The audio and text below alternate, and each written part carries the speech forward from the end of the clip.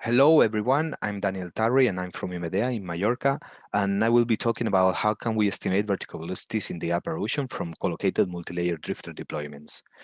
This work has been done in the framework of the Calypso project, a project founded by the ONR from the United States, and the goals of the project is to understand and predict uh, 3D pathways from surface to ocean interior, understand how they work, which dynamics control them, and how are the trajectories which connect the surface with the ocean interior. So first, I will be talking about the vertical velocities. Why are vertical velocities important in the ocean? They are key in the exchange of water properties between the surface and the interior of the ocean. We talk about properties, about physical properties as temperature, salinity, biogeochemical, as nutrients, organic carbon, dissolved gases, and also pollutants from the surface that go to deeper water. The problem is that measuring vertical velocities represent a challenge, as they are typically 3 to 4 orders in magnitude smaller than horizontal velocities. So we cannot put a sensor or a platform and measure them directly.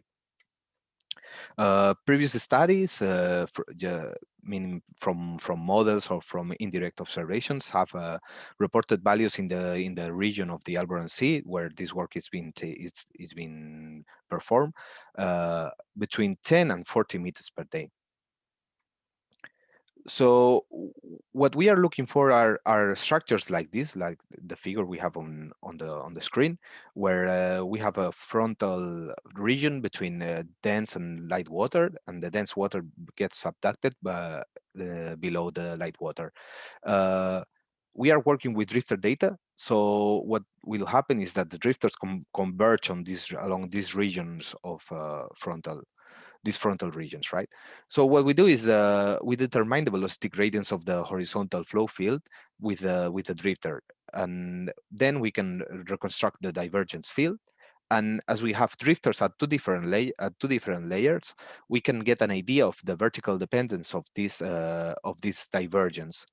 Then from the continuity equation, we can isolate the vertical velocity and integrate this vertical profile of divergence to get an estimation of the vertical velocity at the desired depth.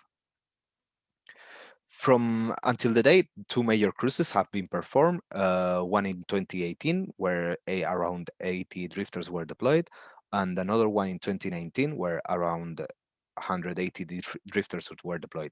Between these drifters, we had SVP drifters, which follow the mean current at 15 meters, code tight drifters, which follow mm,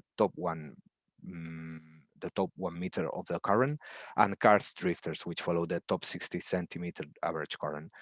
To complement all these observations, we also had a Lagrangian float, which is designed to adjust its floatability to its density to acquire the desired floatability, so we can follow the 3D motion of a water parcel. First, I will talk about the results obtained in Calypso 2018. We were working in the Alboran Sea, in the eastern Alboran Gyre on the western part, and we deployed there all the drifters, and we did the USTD sampling as well. And we had a frontal region between the fresh Atlantic waters from the jet and the modified Atlantic waters that were on the region, and we deployed the Lagrangian float there. And as we can see on the figure below, it was a really short but intense period of subduction, where in a couple of minutes, the float subducted to 10 meters and then went up again. Here we have on the top panel, we have the Lagrangian float depth time series, and we can see that we have selected 3 times, and where we computed the kinematic properties and the divergence from the drifter observations. The results show that before the float subducted, there was a really strong signal. Almost all the clusters from drifters were observing convergence on the surface, but none of the near surface drifters were seeing convergence at the 50 meters depth. That this would explain why the float didn't go below below 10 meters. And also we can see that as time goes by, the signal of convergence dissipates at surface. So this would explain as well why the float starts going upwards again. If we look at the first instance of time when calculate the vertical velocities, we can see that if we use the median values of the histograms, we obtain a value of 40 meters per day negative of downward speed. And but if we focus on the stronger events, this is a supposition, of course, we obtain values of 100 meters per day. So now we will look at the results of Calypso 2019. We had this. We were working as well in the Alboran Basin, but now we were sampling this region on the north part of the sea. We had an anticyclonic gyre near the coast, near the city of Almeria, and as we can see in the chlorophyll, we had this is a really clear frontal region where we deployed all the drifters, and we were doing also USTD sampling.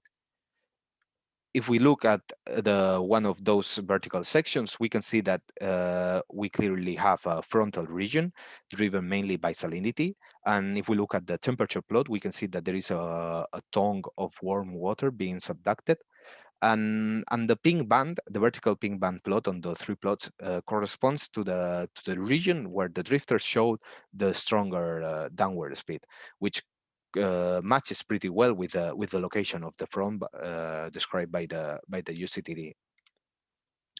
So these are the values on at that time where the downward speed was maximum, and we can see that at surface we have values of almost around -1F, which shows that there was a really strong convergence at surface, and these signals translates to the near surface layer at 50 meters. We still have values around -0.5. So on this time the convergence was deeper, so we have a great larger vertical transport. If we look at now the collocated bins to calculate the vertical velocity, we obtain that almost around all the region we had values around 100 meters per day. If we look now at the horizontal scales of these values, we can see that the stronger convergence at both depths correspond to the smaller scale. So in fact, we are talking here about sub-mesoscale events, and states that these values are greater than the mesoscale ones.